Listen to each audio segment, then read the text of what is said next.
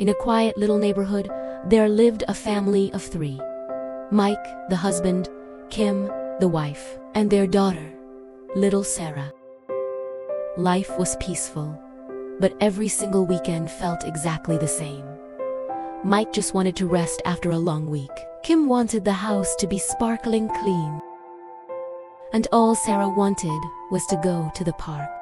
Because everyone had different expectations, their weekends always ended with small, quiet arguments. Nothing too serious, but just enough to spoil the mood and leave a little cloud hanging over the house.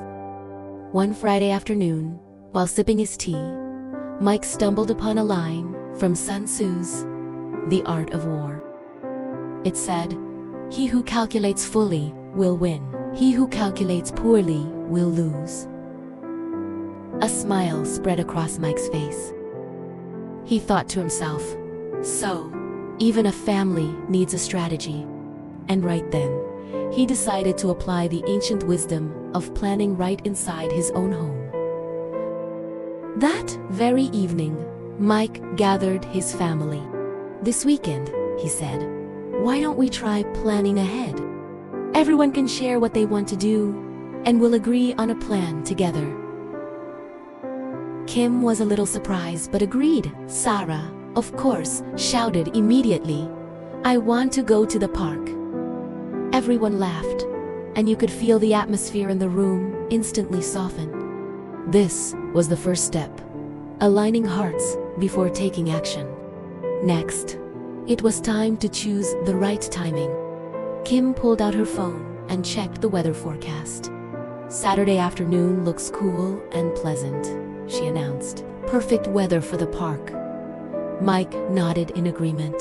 "Okay then. We'll clean the house in the morning and go to the park in the afternoon." Now, for using their environment wisely, their home was cozy but often felt cluttered. They realized that if the whole family worked together, they could get the cleaning done in just 1 hour. So, they prepared. Mike got out storage boxers for sorting clutter. Kim made sure the vacuum cleaner was ready to go. And Sarah? Well, Sarah promised to clean up all of her toys. Everything was set before the weekend even officially began. The next step was assigning the right roles. They divided the tasks clearly. Mike would tackle the living room, cleaning and organizing.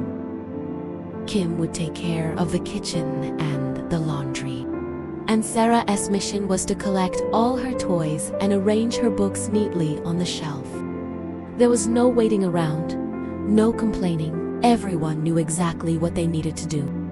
Finally, they needed clear rules and structure. Mike announced the plan. "We work for exactly 60 minutes.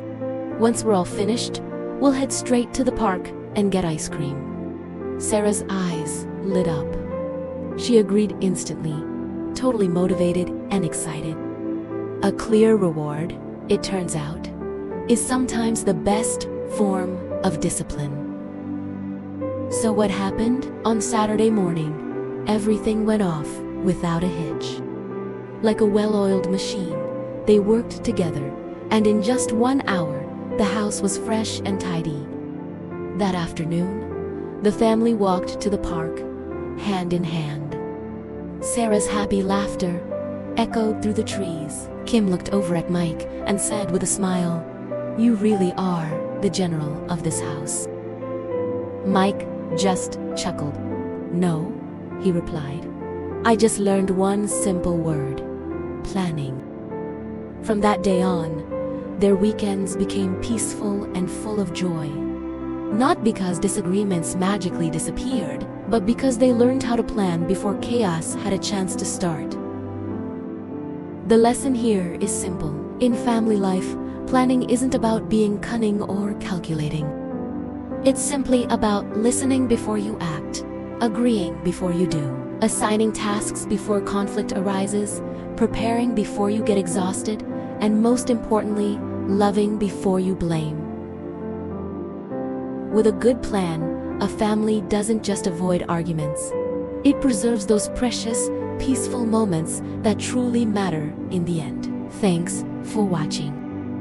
If this story resonated with you, don't forget to like and subscribe for more.